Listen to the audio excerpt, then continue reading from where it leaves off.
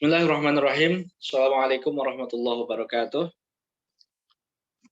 Waalaikumsalam warahmatullahi wabarakatuh. Sayyidina Muhammad ibn Abdullah wa ala alihi wa sahbihi wa man wala amma ba'd. Yang kami cintai, kami muliakan guru kita Buya Yahya. Semoga senantiasa Allah menjaga beliau, memberikan beliau panjang umur dalam ketaatan serta sehat walafiat, dan Allah kabul, Allah mudahkan segala hajat beliau, amin ya rabbal alamin. Dan tentunya tak lupa pula akhin al-kiram, sahabat kami, saudara kami, guru kami, yakni Ustaz Rosad, yang semoga Allah senantiasa memberikan kepada beliau segala kebaikan, baik di dunia dan di akhirat, dan mudah-mudahan Allah senantiasa menjaga beliau dalam ketaatan serta sehat walafiat, amin ya rabbal alamin. Sahabat wakaf yang dimuliakan oleh Allah Subhanahu wa taala, alhamdulillah pada malam hari ini di tanggal 18 Rajab ya kalau nggak salah. Malam hari ini kita jumpa kembali secara virtual di majelis Zoom atau ngaji virtual setelah beberapa lama kita tentunya tidak jumpa karena kesibukan guru-guru kita dan tentunya kesibukan dakwah yang lainnya. Alhamdulillah Allah izinkan malam hari ini untuk kita berjumpa kembali. Mudah-mudahan bertemunya malam hari ini menjadi sebab turunnya rahmat dan ridha Allah untuk kita semuanya. Amin ya rabbal alamin.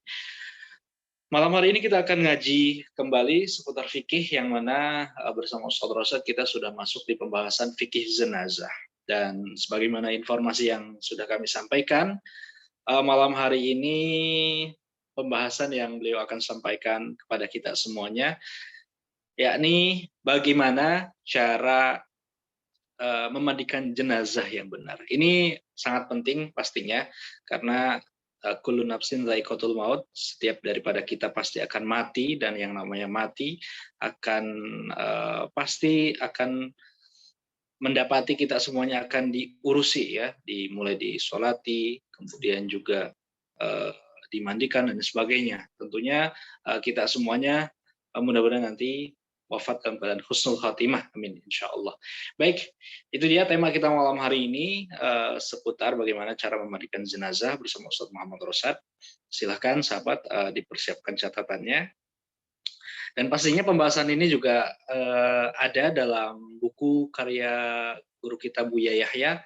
Mohon maaf, mungkin kami malam hari ini tidak tidak hadirkan bukunya, tapi sahabat-sahabat semuanya bisa mendapatkan bukunya di Pustaka Al-Bahjah ya. Nanti bisa cari tahu informasinya melalui Instagram, Facebook, dan juga channel-channel media sosial lainnya di Pustaka Al-Bahjah untuk mendapatkan buku karya Buya Yahya. Salah satunya adalah fikih jenazah yang biasa dikaji juga ketika mukadimah di kitab Al-Hikam bersama Buya Yahya. Baik, siapkan hati dan pikiran, siapkan catatan. Mudah-mudahan kita semuanya mendapatkan ilmu yang barokah dan bermanfaat. Baik, tanpa berpanjang lebar, kami langsung persilakan Ustadzuna Ustadz Muhammad Rosad untuk menyampaikan kajiannya. Shallu ala Nabi Muhammad.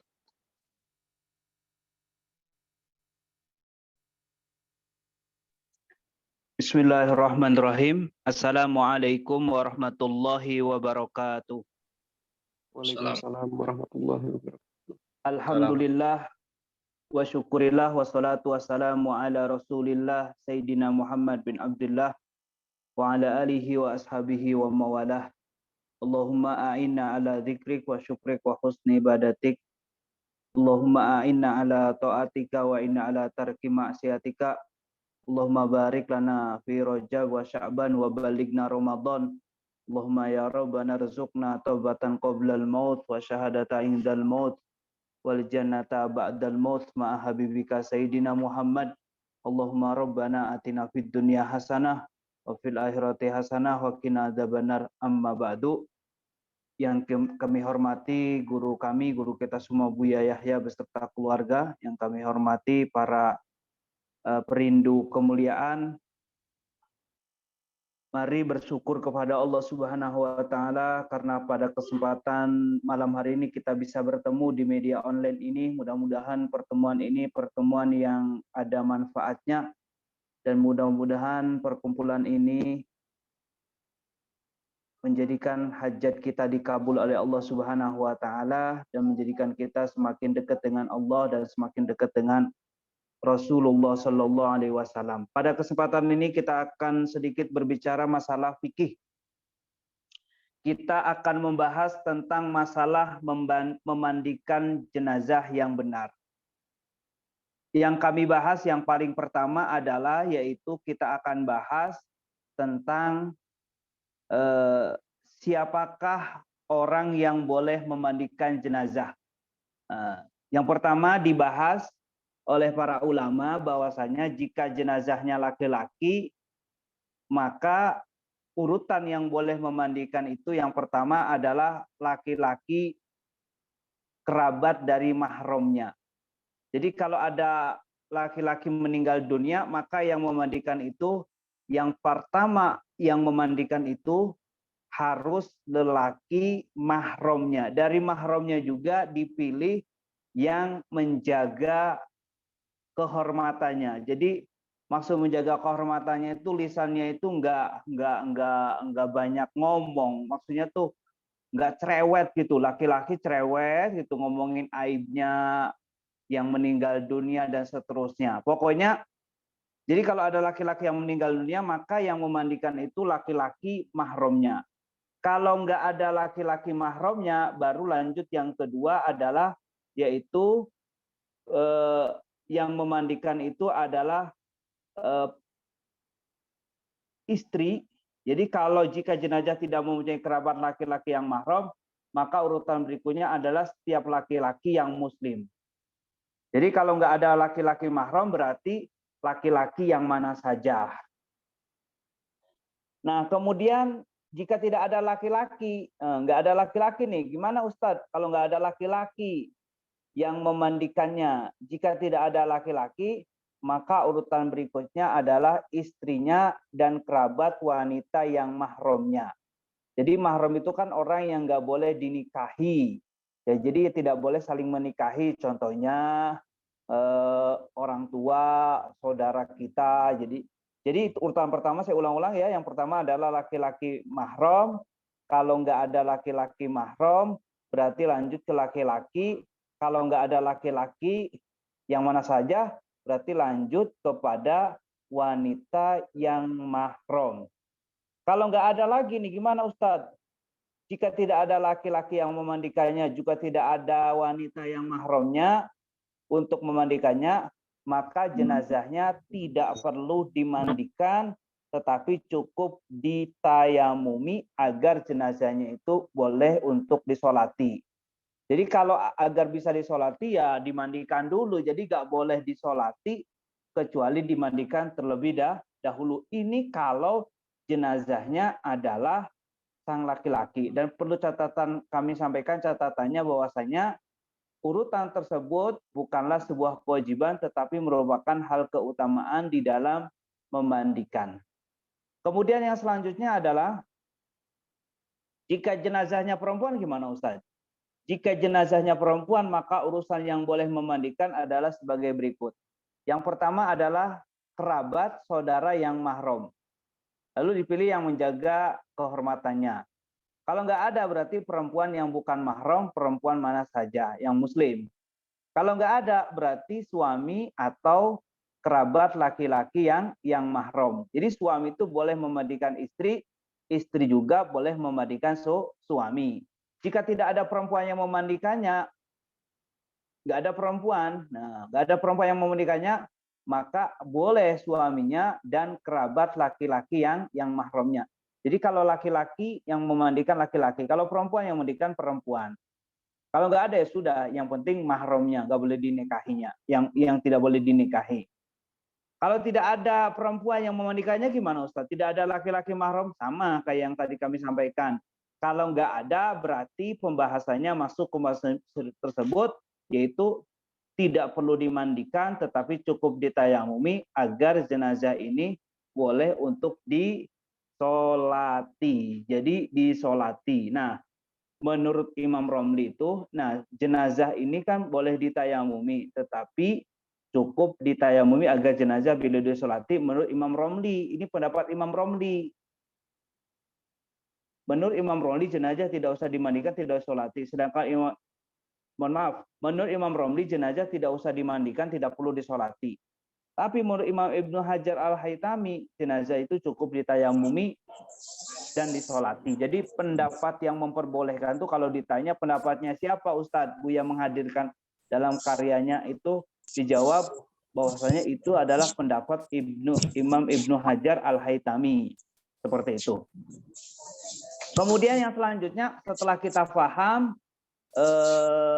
bahwasanya yang memandikan laki-laki harus laki-laki, yang perempuan laki-laki, kalau nggak ada laki-laki mahram, maka perlu dipahami sebuah catatan bahwasanya jika yang memandikannya laki-laki pernah mahram kepada mayit, akan tetapi di antara mereka ada yang bukan mahram, maka setiap mereka harus waspada agar tidak sampai membuka aurat. Saya ulang-ulang ya.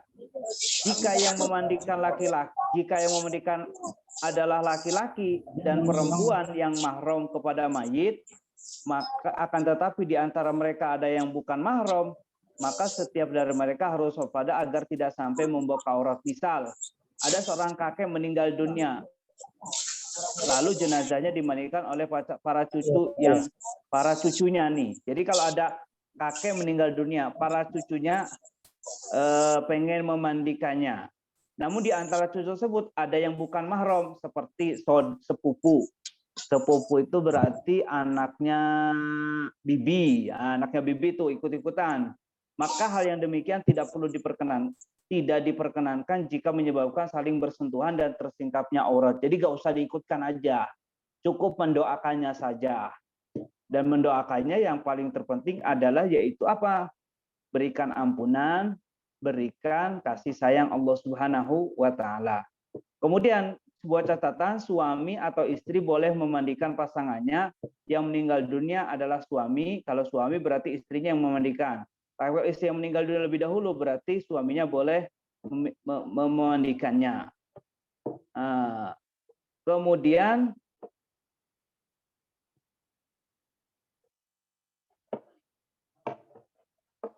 yang memandikan ini masih dalam sebuah ikatan yang sah, berarti belum cerai.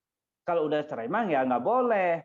Misalkan ada laki-laki udah cerai sama perempuan, berarti udah cerai, ya udah nggak boleh suami memandikan mantan istrinya memandikan mantan suaminya, itu tidak diperkenankan. Jadi masih dalam ikatan yang sah seperti itu, pernikahan yang sah. Kemudian yang perlu jadi catatan itu, jika yang memandikan adalah laki-laki dan perempuan yang mahram kepada mayit, maka usahakan di antara mereka memandikan harus sama-sama mahram. Ini udah kami sampaikan tadi. Kemudian selanjutnya setelah kita tahu siapa yang boleh memandikan, yang perlu dipahami juga yang selanjutnya adalah waktunya. Waktu yang paling baik untuk memandikan jenazah itu kapan, Ustadz?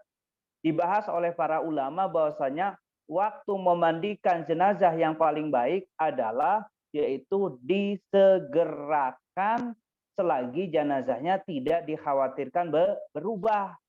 Adapun jika dikhawatirkan akan berubah, maka hukum mempercepat jenazah itu adalah jadi wajib. Jadi gak usah nunggu siapa dulu.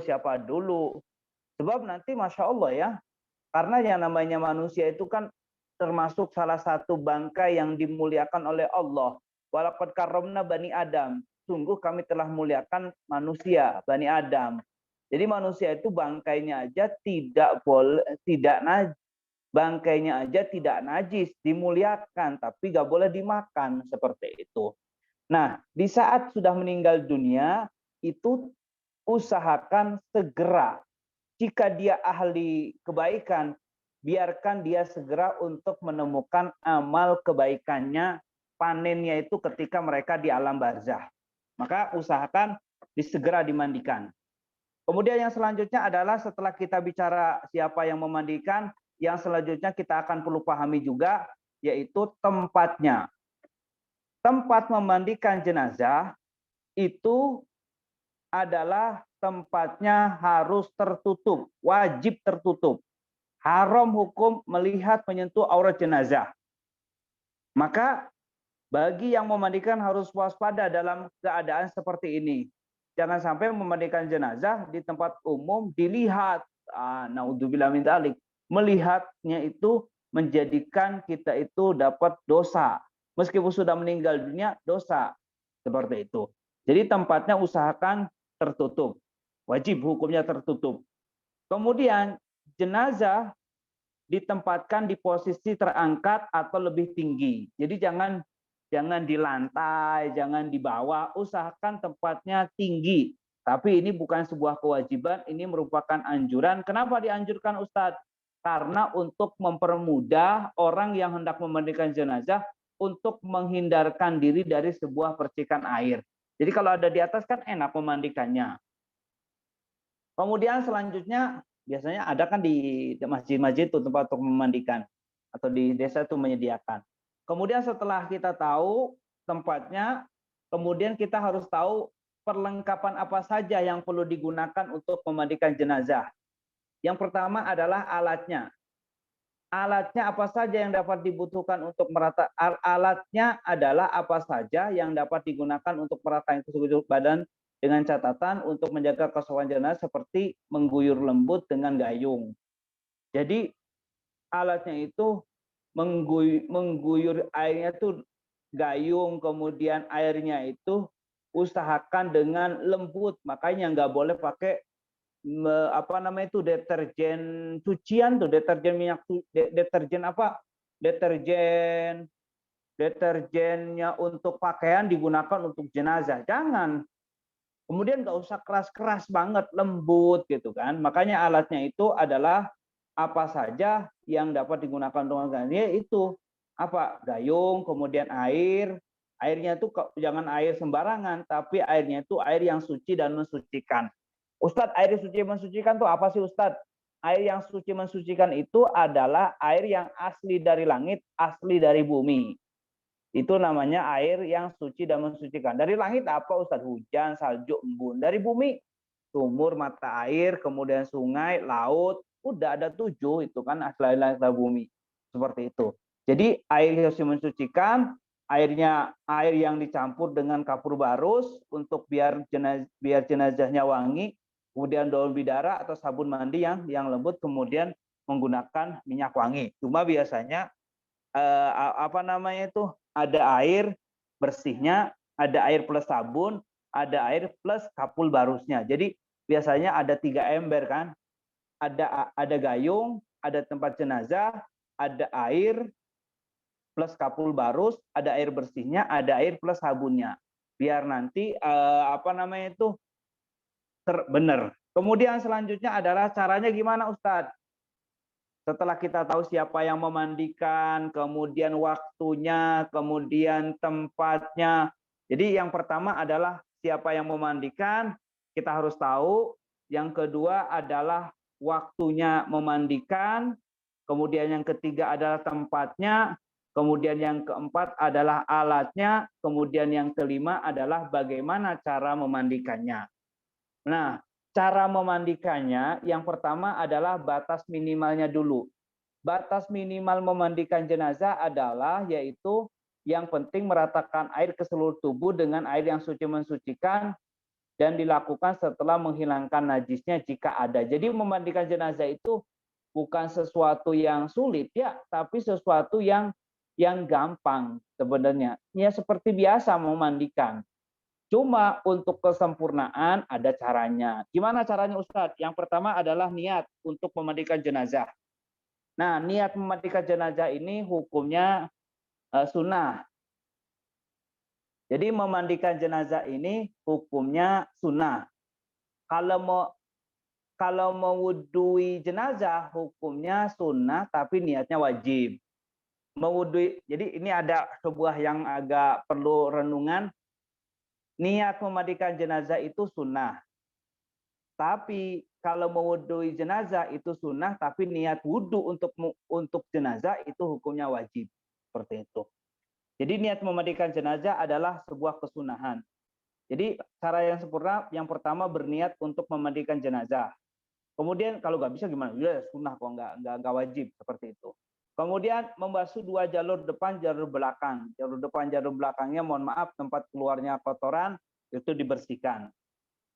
Kemudian menghilangkan kotoran yang terdapat di lubang hidung jenazah. Jadi lubang hidungnya dibersihkan, kemudian setelah lubang hidungnya dibersihkan, menggosok terlebih dahulu tubuh dengan daun bidara atau sabun yang lembut. Kemudian mendudukkan jenazah dengan posisi condong ke belakang, ditahan dengan tangan yang memandikannya. Jadi jenazahnya itu diberdirikan kayak gini nih, kayak duduk gini. Kemudian setelah itu yang selanjutnya perlu diperhatikan adalah meratakan air ke seluruh tubuh jenazah dengan 3 basuhan. Jadi diratakan airnya ke jenazah, kemudian mendahulukan membasuh bagian kanan jenazah, lalu ke bagian kirinya, kemudian bagian kanan belakang jenazah, lalu bagian kiri belakangnya. Jadi kanan, kemudian kiri, kemudian bagian kanan belakang jenazah, kemudian bagian kiri belakang. Bagian kiri belakangnya. Bisa kebayang ya? Jadi kanan, kemudian kiri, kemudian bagian kanan belakang, jadi belakang pundaknya tuh. Kemudian bagian kanan belakang jenazah, kemudian bagian kirinya jenazah. Kemudian mewudukannya, tadi dibahas ya, saya ulang-ulang ya. Jadi setelah selesai memandikan, maka setelah dimandikan disunahkan untuk diwudukan dengan cara membasuh anggota wudhu jenazah yang harus dibasuh dengan diniatkan oleh orang yang mewudukannya, seperti itu. Kemudian menyiram dengan air yang dicampur kapul barus bagi jenazah yang bukan muhrim. Bukan muhrim. Yang bukan muhrim itu maksudnya bukan orang yang meninggal ketika haji. Jadi menyiram dengan air yang telah dicampur kapul barus bagi jenazah yang bukan muhrim. Muhrim itu orang yang berpakaian kain ihram, seperti itu.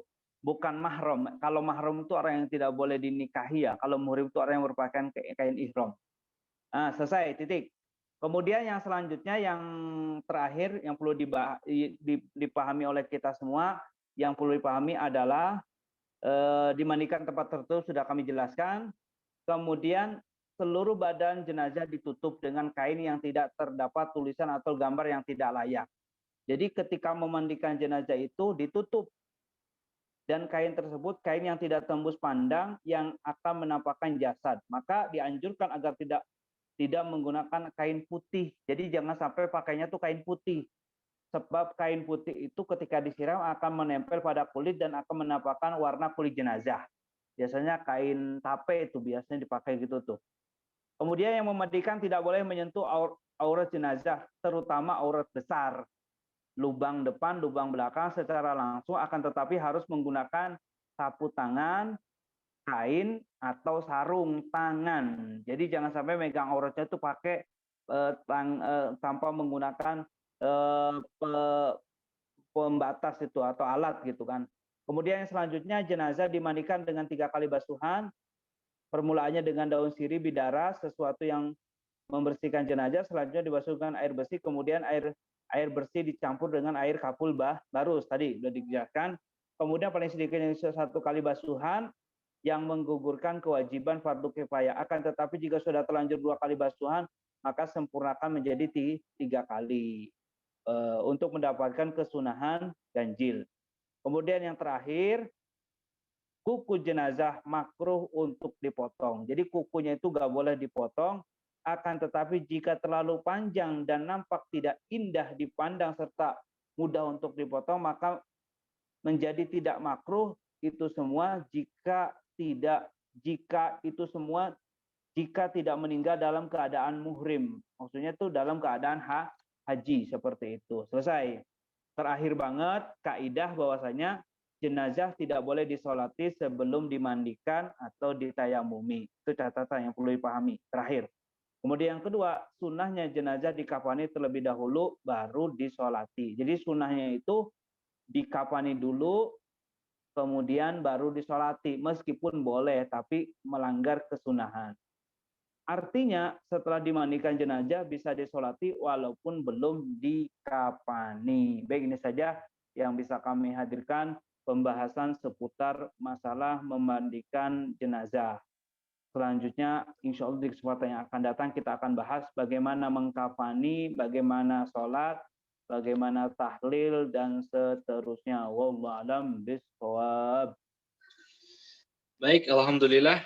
Jazakumullah hasanal jazak kepada guru kita Ustaz Muhammad Rosyad atas ilmu yang sudah disampaikan. Semoga kita mampu memahami dan tentunya mempraktikannya suatu saat nanti. Baik, sahabat wakaf semuanya, terima kasih. Mohon maaf, mungkin kita tidak buka dulu pertanyaan di kolom chat ya, karena di sini juga sudah banyak pertanyaan yang sudah masuk melalui grup Wakaf Media.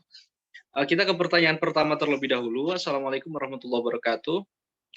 Semoga Ustadz diberi kesehatan. Izin bertanya, Ustadz, wajibkah kita menasehati keluarga kita yang Islam, tapi sudah terbiasa melakukan kesyirikan, bid'ah, dan percaya tahayul? Kemudian bagaimana caranya kita menasehatinya, sedangkan ada rasa tidak enakan dalam diri kita, karena mereka lebih tua dari kita. Terima kasih, Ustadz. Di dalam kita mengajak sebuah kebaikan, tentu kita harus membungkusnya dengan sebuah akhlak. Jadi Rasulullah SAW menyontohkan bahwasanya kebenaran itu hak, akan tetapi harus dibungkus akhlak agar mudah diterima. Kemudian di saat kita mengajak kebaikan, memang kita punya tugas, kuntum khaira ummatin ukhrijat linnas ta'muruna bil ma'ruf wa tanhauna 'anil munkar. Kalian itu sebaik-baik umat yang dihadirkan di tengah bangsa manusia dengan ciri mengajak kebaikan dan menjauhkan kemungkaran. Nah, mengajak kebaikan, menjauhkan daripada kemungkaran, ini tugas semuanya. Bagaimana caranya? Tentu caranya ada caranya. Yang pertama yang dihadirkan oleh para ulama, dan kami dapat dari guru kami Buya, bahwasanya untuk mengingatkan orang yang lebih tua dan lain sebagainya, maka yang pertama adalah cari waktu yang paling tepat kapan menyampaikan kebenaran tersebut. Waktunya yang paling tepat, jangan disampaikan ketika melanggar. Sebab kalau disampaikan ketika melanggar, maka nanti akan memberontak. Yang kedua adalah cari orang yang lisannya fasih untuk didengar omongannya. Jadi untuk didengar omongannya itu cari orang yang kira-kira itu bakal dengar. Sebab di dalam menerima kebenaran itu tidak semua orang tuh semena-mena langsung, tapi kadang-kadang perlu prosesnya terlebih dahulu. Kami teringat bagaimana Buya ketika ceramah di salah satu tos herba yang ada di kota Cirebon, yang mana di situ tuh banyak orang membuka aurat. Membuka aurat kan sebuah kemaksiatan juga. Akan tetapi Buya kurang lebih berceramah tentang masalah aurat itu kurang lebih disampaikan tuh 1 tahun setelah beliau berceramah di situ, beliau baru menyampaikannya. Kenapa? Karena beliau ngerti bahwasanya kewajibannya banyak. Beliau mengatakan yang ini dulu, yang ini dulu, yang ini dulu, yang ini dulu, baru setelah setahun kurang lebih baru beliau menyampaikan tentang bagaimana indahnya menutup aurat dan seterusnya. Jadi perlu kebijakan bijak di dalam sebuah menyampaikan kebenaran, apalagi itu orang yang dekat dengan kita, kemudian lebih tua daripada kita. Itu saja, wallahu a'lam bishawab.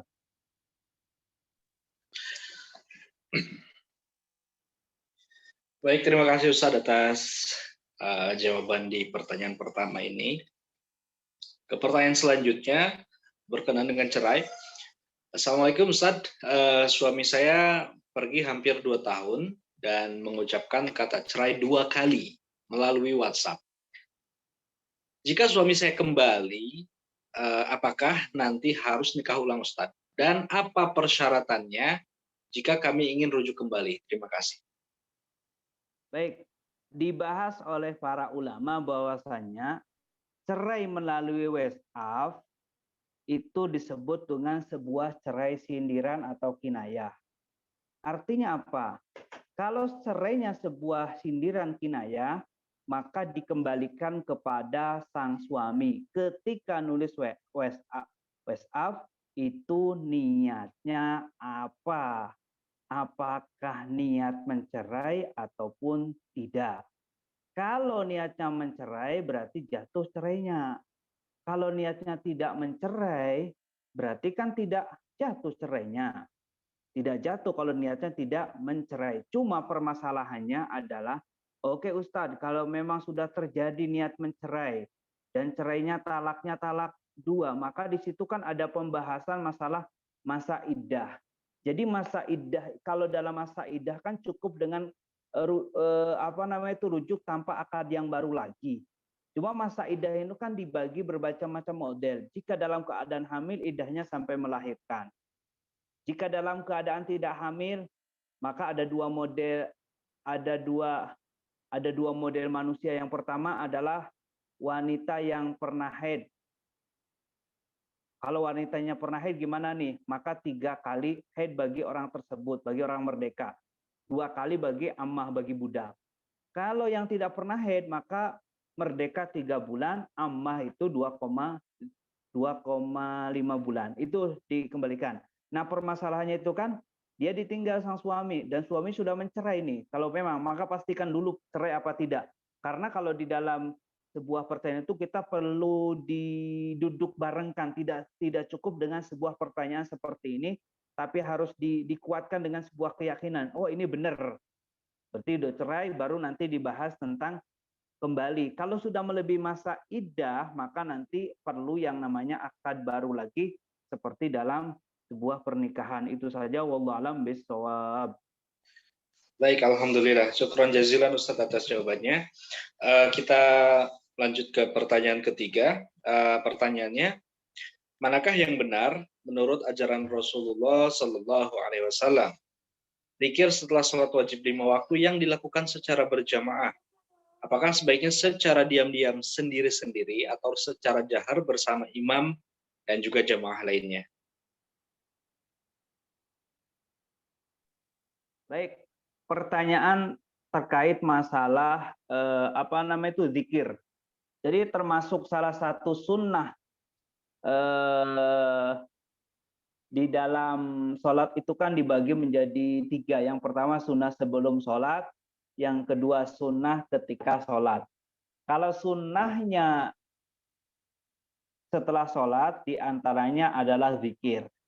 Zikir itu adalah sunnah. Nah, sunnah setelah sholat. Nah, sunnahnya bagaimana Ustadz? Apakah diangkat suaranya apa enggak? Maka dijelaskan oleh para ulama dan para ulama mengutip dari hadis Nabi SAW bahwasanya Imam Bukhari meriwayatkan inna raf'a sauti bidzikri idang sarafu minal maktubati kana ala ahadin nabi au kama qala. Bahwasanya sesungguhnya mengangkat suara dengan di dalam zikir ketika bubar sholat dari 5 waktu itu ada daripada zaman Nabi. Jadi dari zaman Nabi itu ada namanya mengangkat suara yang dikeraskan. Sebab dengan adanya keras suaranya itu maka akan menjadikan yang lupa itu jadi ke bawah, yang lalai jadi ingat. Maka sunnahnya di mana Ustaz? Sunnahnya diangkat. Akan tetapi zikirannya gimana nih? Zikiran setelah sholat utamakan yang diajarkan oleh Nabi. Apa Ustaz? Yang pertama istighfar, kemudian ayat kursi, doa Allahumma anta salam, kemudian doa yang diajarkan oleh Nabi kepada Sayyidina Mu'ad bin Jabal, Allahumma inni ala zikrika wa syukrika wa husni ibadatik. Kemudian tasbih, tahmid, takbir, tahlil. Jangan sampai zikirnya itu setelah sholat mentang-mentang ahli sholawatan, zikirnya sholawatan terus. Jangan. Ada waktunya terlebih dahulu. Selesaikan dulu yang diajarkan oleh Nabi, baru nanti sholawatan. Jangan-jangan mentang-mentang jago waqiah, langsung waqiahan. Jangan langsung waqiahan. Tetap zikir dulu, istighfar dulu, ayat kursi dulu, dan seterusnya. Dan itu semua dianjurkan, disunnahkan dengan diangkat suaranya. Jangan sampai kita nggak punya zikir. Ini saja. Wallahu a'lam bishawab. Baik, terima kasih Ustaz atas jawabannya. Mungkin sedikit menyambung tentang zikir ya. Untuk panduan zikir, sahabat bisa dapatkan di buku Zikir Harian Al-Bahjah atau melalui aplikasi Zikir Harian Al-Bahjah di Play Store. Nah, ini seperti ini ya. Kelihatan nggak? Ya, mudah-mudahan kelihatan ya. Nah, ini ada Tinggal cari saja nanti di Play Store buku zikir harian Al-Bahjah. Di situ ada panduan-panduan zikir dan juga termasuk diantaranya zikir setelah sholat. Baik. Selanjutnya ke pertanyaan berikutnya. Assalamualaikum warahmatullahi wabarakatuh. Izin bertanya Ustadz, apakah yang dimaksud anak yatim? Apakah anak dari orang tua yang bercerai juga termasuk anak yatim? Lalu bagaimana dengan anak hasil hubungan di luar nikah yang tidak jelas bapaknya kemana? Apakah juga termasuk anak yatim? Dan bila janda atau duda cerai mati menikah lagi, apakah gugur status yatim dari anaknya? Mohon penjelasannya Ustaz. Baik, dibahas oleh para ulama bahwasanya anak yatim itu adalah anak yang ditinggal oleh ayahnya, maka itulah yang dinamakan dengan anak yatim. Jadi kalau kemudian batasannya adalah sampai kapan Ustadz? Dibahas oleh para ulama, batasan anak yatim itu adalah sampai menjelang usia balik. Jadi kalau udah balik berarti bukan yatim lagi. Seperti itu. Meskipun anak zina dan seterusnya, maka batasan anak yatim itu dikembalikan kepada ditinggal oleh ayahnya atau belum. Karena nanti untuk bab zina ada pembahasan dari, cuma kami tidak bisa hadirkan pada kesempatan ini. Intinya anak yatim itu adalah anak yang ditinggal oleh ayahnya sampai batasan usia balik. Kalau sudah balik berarti bukan yatim lagi anak tersebut. Nah, itu saja, wallahu alam bishawab.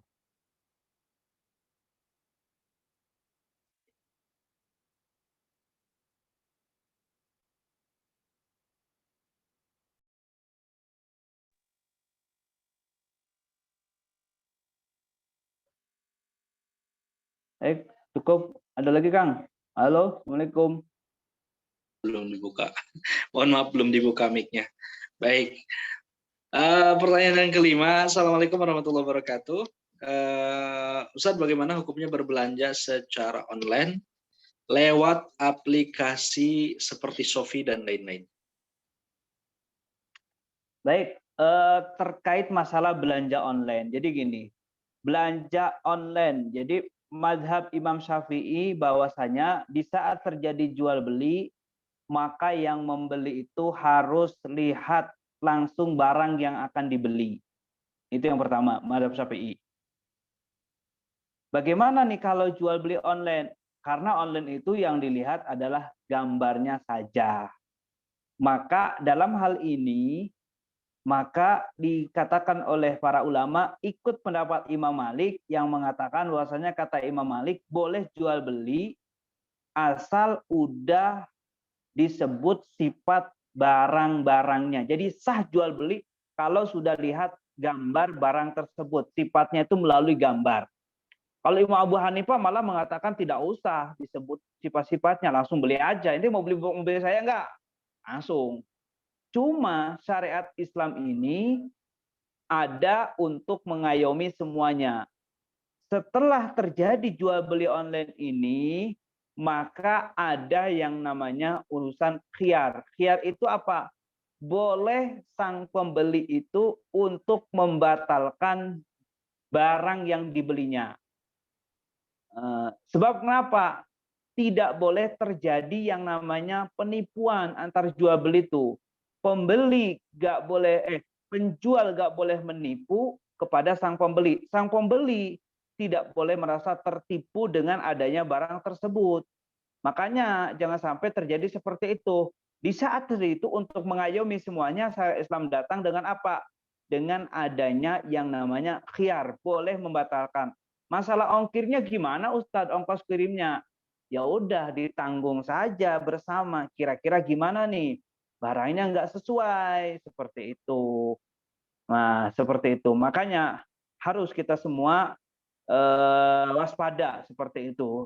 Dengan ini ada yang memperbolehkan, tapi jangan sampai kita jual beli tapi membahayakan. Karena gini, jangan sampai jual beli. Kalau Buya tuh pernah cerita tuh ada yang namanya jual beli online tuh. Dulu tuh ada kedelai. Kedelai itu dicampur dengan pasir. gambarnya bagus, gara-gara diedit nggak taunya jadi nggak bagus, nggak taunya menipu. Itu juga tidak diperkenankan. Itu senantiasa diwaspadai. Itu saja. Wallahu a'lam bishawab. Baik, kita lanjut ke pertanyaan berikutnya. Oke, baik. Baik, Assalamualaikum Ustadz, izin bertanya. Dulu saya sholat dengan ilmu yang masih minim. Sekarang Alhamdulillah udah belajar sholat yang benar. Bagaimana caranya sholat yang dulu, apakah harus dikodok semua? Kalau harus kodok semua, gimana saya mengerjakan yang sunnah? Karena waktu saya hanya untuk mengkodok terus. Terima kasih Ustadz atas jawabannya. Kang, saya bentar dulu ya. Ke belakang dulu bentar ya. Baik, siap Ustadz. Baik sahabat wakaf semuanya, sambil menanti Ustadz Muhammad Rosyad. Jadi tadi kami kembali informasikan perihal buku fikih jenazah karya Buya Yahya yang bisa Anda dapatkan.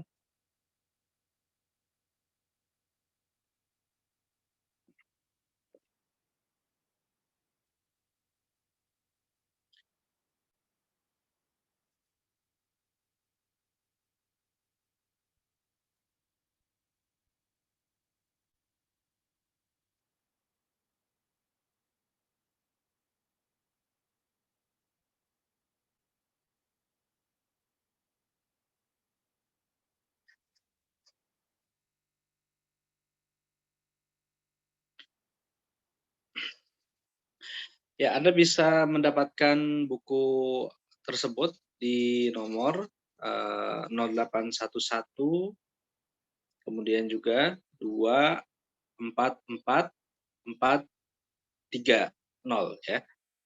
Nah, itu kontak person jika Anda ingin memiliki buku fikih jenazah ataupun juga buku-buku yang lainnya. Anda bisa mendapatkan di kontak tersebut di 0811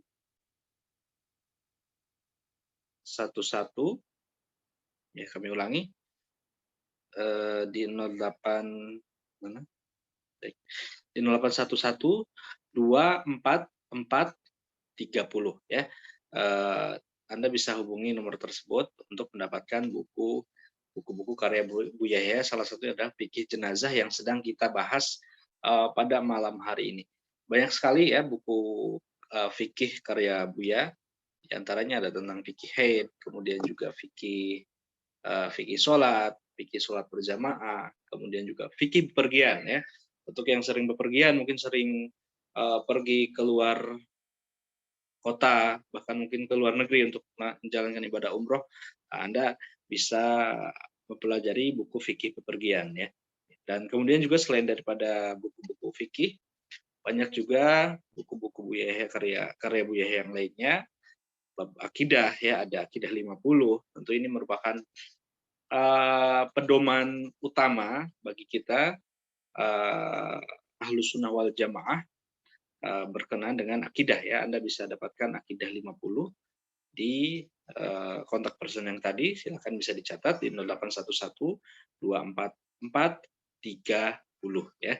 Kemudian kumpulan tanya jawab Buya Yahya juga ada di Buya Yahya menjawab, dan juga buku-buku yang lainnya. Insya Allah bagi Anda yang mungkin senang dengan membaca, ini tentu bisa menjadi referensi koleksi Anda ya, ketika dalam waktu senggang Anda, dan insya Allah tentu sangat bermanfaat juga. Baik, kita masih menantikan Ustadz Muhammad Rosyad. Ustadz sudah siap? Nah, sudah Kang, Masya Allah. Mohon maaf nih Kang. Baik, pertanyaan seputar kodok sholat ya kalau nggak salah tadi itu. Kami ulangi ya, pertanyaannya. Iya, mangga ulangi.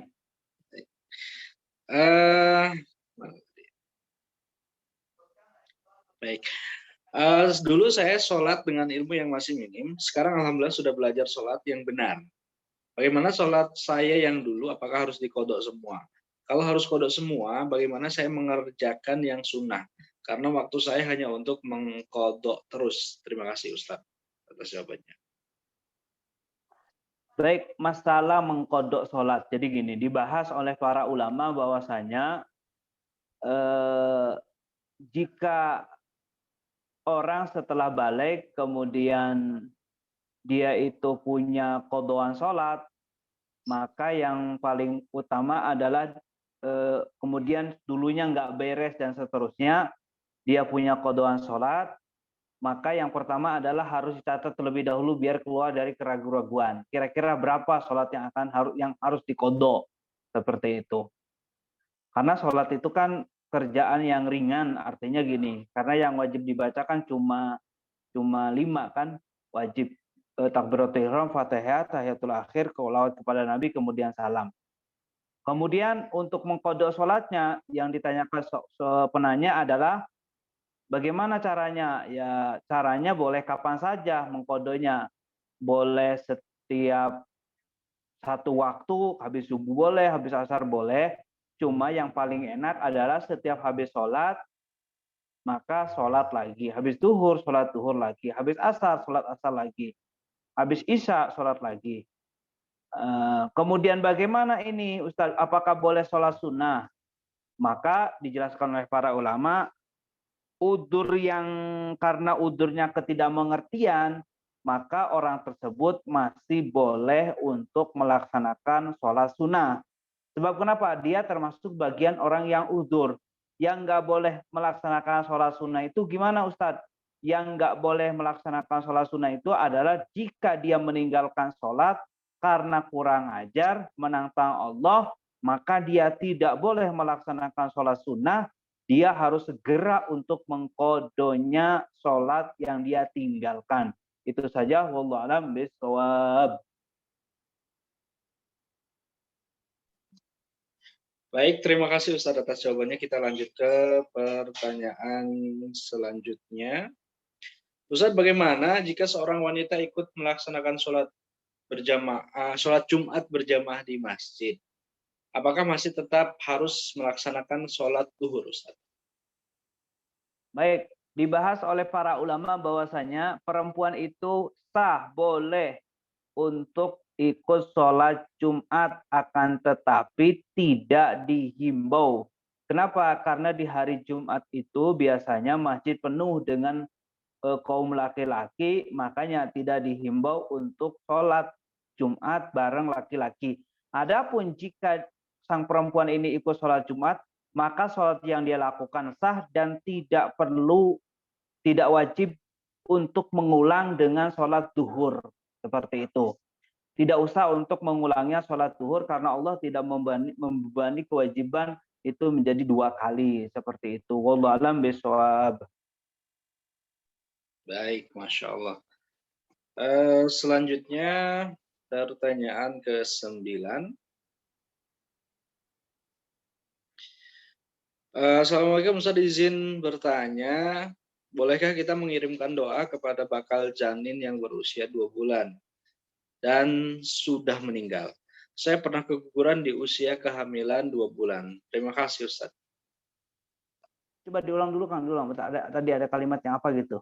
Mohon maaf, diulang dulu, Ustaz. Bolehkah kita mengirimkan doa kepada bakal janin yang berusia 2 bulan dan sudah meninggal? Saya pernah keguguran di usia kehamilan 2 bulan, Ustaz.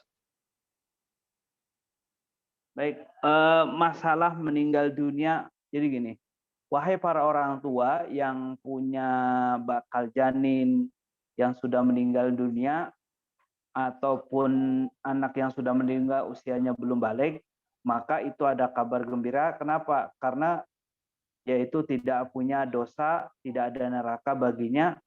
Karena di akhirat itu kan ada 2 kampung. Yang pertama kampung surga, yang kedua adalah kampung neraka. Nah, bagi orang tua yang punya anak meninggal dunia, kemudian termasuk calon, anak dan seterusnya, maka asal orang tuanya menerima dengan ikhlas dan dia iman, maka ada kabar gembira dia akan menyusul ke surga. Seperti dengan syarat menerima dengan ikhlas. Itu mungkin. Kemudian bagaimana, apakah boleh mendoakannya? Tentu boleh. Kalau mendoakan orang yang sudah meninggal itu boleh, tapi dikatakan oleh para ulama mendoakan orang yang sudah meninggal dunia itu, yaitu yang dibutuhkan itu dua. Yang pertama berikan ampunan, yang kedua adalah berikan kasih sayang Allah Subhanahu wa taala.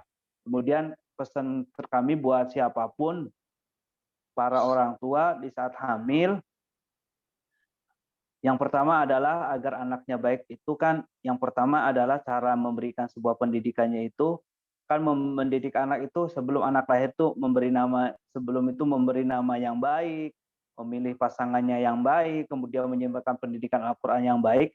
Akan tetapi di saat hamil itu maka hindari kemaksiatan. Maksudnya tuh kurangi kemaksiatan. Jadi nonton media sosial yang kurang manfaatnya dikurangi.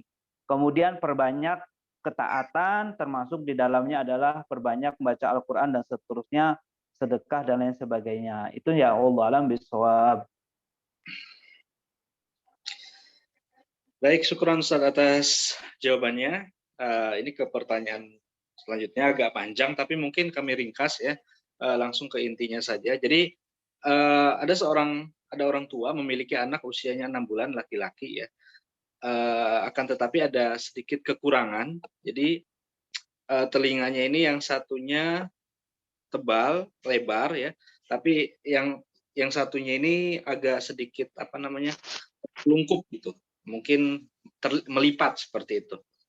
Nah, yang dikhawatirkan adalah jika suatu saat nanti anaknya besar ini menjadi bulian teman-temannya. Apakah boleh dia sebagai seorang tua melakukan operasi pada telinganya, bukan untuk memperindah tapi untuk memperbaiki saja, karena dengan catatan operasi ini tidak membahayakan kepada sang anak. Nah, karena dia pernah melihat katanya atau pernah menyimak kajian dari guru kita Buya juga, bahwasanya kalau operasi plastik diperbolehkan jika untuk memperbaiki bukan untuk memperindah. Nah, apakah ini termasuk kategori cacat, Ustadz? Karena secara umum fisiknya bagus, hanya di telinga saja. Mohon penjelasannya, Ustadz. Baik, wahai para orang tua, bahwasanya pahami anak adalah nikmat, akan tetapi ternyata anak adalah amanah dari Allah Subhanahu wa taala. Maka di saat anak itu sebuah nikmat dan amanah, maka yang terpenting adalah selain menjaga fisiknya adalah yaitu menjaga sebuah pendidikannya. Bagaimana pendidikannya menghantarkan dia selamat di dunia dan selamat di akhirat. Kemudian jika seorang anak punya kekurangan di sebuah fisik, maka jangan fokus kepada kekurangannya, karena di situ tentu ada orang yang punya kekurangan lagi. Akan tetapi bahwasanya di saat kekurangan pasti Allah juga menghadirkan sebuah kelebihan yang mana jika disyukuri akan menjadikan dia tambah syukur. Makanya tidak usah khawatir kepada anak, tapi yang penting adalah pendidikan anaknya. Kemudian pertanyaannya adalah bagaimana kalau ada orang merubah tentang telinga, yang satunya benar, yang satunya mingkup atau apa gitu kan. Maka tanyakan dokter, fas'alu ahla dzikri in kuntum la ta'lamun. Tanyakan dokter, kira-kira ini termasuk sebuah menghias atau bukan? Kalau memang bukan, selama itu merubah operasi yang tidak layak menjadi layak, maka itu diperbolehkan, diperkenankan oleh para ulama bahwasanya kalau memang itu tidak termasuk dari membuat keindahan operasi dan seterusnya, tapi itu hanya untuk menjadikan dia lebih layak untuk dilihat dan seterusnya, maka itu diperbolehkan. Wallahu a'lam bishawab. Baik, alhamdulillah, syukuran Ustaz atas jawabannya. Baik, kita bacakan kembali pertanyaan-pertanyaan selanjutnya. Ada 2 pertanyaan tersisa. Ustaz, apakah boleh wanita haid atau berhadas memandikan jenazah? Wanita haid memandikan jenazah diperkenankan. Wanita haid diperkenankan, tapi yang paling terpenting adalah siapa yang dimandikannya. Kalau yang dimandikannya adalah orang yang boleh, orang yang mahramnya boleh, suaminya boleh, seperti itu. Jadi perlu diperhatikan tentang sisi orang yang boleh dimandikannya adalah yang tadi kami sebutkan. Wallahu alam bishawab. Baik, terima kasih Ustadz atas jawabannya. Pertanyaan berikutnya masih berkenaan dengan memandikan jenazah. Bagaimana cara memandikan mayat yang terbakar atau mayat yang terpisah-pisah organ tubuhnya karena kecelakaan, Ustaz? Baik. Untuk pertanyaan ini nanti kita akan jawab minggu depan aja, Kang. Masya Allah. Baik. Karena ini perlu pembahasan tentang bagaimana antara yang terpisah, apakah ini gimana-gimananya. Karena ada rincian yang panjang, kami tidak bisa hadirkan. Akan kami kuatkan dulu. Terima kasih atas pertanyaannya. Ini wawasan bagi kami untuk semakin murojaah. Wallahu a'lam bishawab. Kami simpan ya pertanyaannya untuk Iya. pertemuan selanjutnya di Sabtu pekan depan. Dan mungkin kami berikan kesempatan 2 penanya langsung. Boleh, Ustaz? Satu Iya, laki-laki, satu perempuan, atau siapa saja, silakan. 2 penanya langsung ya. Kalau tidak ada mungkin kita tutup. Silakan. Bisa raise hand. Baik. Baik, tidak ada. Kalau tidak ada mungkin kita akhiri kajian kita malam hari ini. Ustaz, silakan menutup dengan doa, Ustaz. Bismillahirrahmanirrahim. Alhamdulillahirabbil alamin. Allahumma shalli ala sayyidina Muhammad wa ala ali sayyidina Muhammad. Allahumma ya Allah, tambah kecintaan kami kepadamu agar kami mudah melaksanakan perintahmu ya Allah. Tambah kecintaan kami kepada kekasihmu Nabi Muhammad agar kami mudah melaksanakan sunnah-sunnahnya ya Allah. Ya Allah, cintakan kami kepada sesuatu yang dicintai Nabi Muhammad, bencikan kami kepada sesuatu yang dibenci Nabi Muhammad. Ya Allah, panjangkan umur kami sehat dan taat, lapangkan rezeki kami dengan halal yang menghantarkan kepada ridho-Mu ya Allah. Ya Allah, jauhkan dari kami segala maksiat, ampuni dosa kami. Ya Allah, bersihkan hati kami dari penyakit, berbagai macam penyakit hati ya Allah. Ya Allah, berikan kepada kami ya Allah kemudahan untuk bisa haji, bisa umrah ya Allah. Berikan kepada orang tua kami untuk bisa haji, bisa umrah ya Allah. Berikan kemudahan kepada keluarga kami untuk bisa haji, bisa umrah, bisa ziarah makam kekasihmu Nabi Muhammad. Ya Allah, jadikan perkumpulan ini mukadimah perkumpulan kelak di surga bersama kekasihmu Nabi Muhammad. Ya Allah, kirimkan ahli surga yang bantu perjuangan pesantren, lembaga, guru-guru kami, dan jadikan kami rombongannya ya Allah. Dan ya Allah, berikan ketulusan kepada orang yang membantu perjuangan pesantren, lembaga, guru-guru kami. Jangan sampai yang beliau lakukan tidak bisa kelak di akhirat nanti ya Allah. Dan ya Allah, istiqomahkan kami dalam kebaikan ya Allah. Ya Allah, terima kebaikan yang kami lakukan ya Allah. Jangan sampai yang kami lakukan tidak bisa kelak di akhirat nanti ya Allah. Ya Allah, yang bersama kami jadikan kami semua ahli sholat ya Allah. Yang bersama kami jadikan ahli sholat ya Allah. Yang bersama kami jadikan orang-orang baik ya Allah. Jauhkan dari kami orang yang tidak baik ya Allah.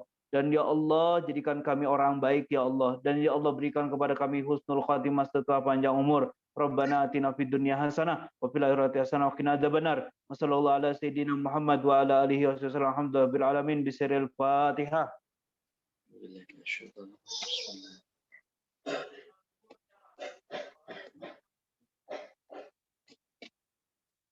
Syukran atas perhatiannya, mohon maaf atas segala kekurangan. Qadam ini, Assalamualaikum warahmatullahi wabarakatuh. Waalaikumsalam warahmatullahi wabarakatuh. Syukran jazilan kepada Ustaz Muhammad Rashad atas ilmu-ilmu yang sudah beliau sampaikan kepada kita semuanya, berkenaan dengan bagaimana tata cara memandikan jenazah dengan benar. Alhamdulillah, malam hari ini kita tentu insya Allah mendapat banyak ilmu, banyak wawasan baru, dan mudah-mudahan bisa semakin menambah ketaatan kita kepada Allah Subhanahu wa Ta'ala, dan tentunya menjadikan kita semakin bermanfaat untuk lingkungan dan juga umat Rasulullah SAW. Baik, sahabat wakaf semuanya, sampai di sini perjumpaan kita di ngaji virtual untuk edisi malam hari ini. Sabtu pekan depan insya Allah kita jumpa kembali bersama Ustaz Muhammad Rashad dalam pembahasan fikih, tentunya fikih jenazah pastinya ya. Baik, mudah-mudahan pekan depan sudah mempunyai koleksi bukunya ya, agar tentunya kita bisa lebih mantap lagi dalam menyimak kajian-kajian kita bersama guru-guru kita pastinya. Baik, terima kasih, mohon maaf, mohon doa selalu. Kita akhiri dengan doa kafaratul majelis. Subhanakallahumma bihamdika asyhadu an la ilaha illa anta astaghfiruka wa atubu ilaik. Assalamualaikum warahmatullahi wabarakatuh. Waalaikumsalam warahmatullahi wabarakatuh.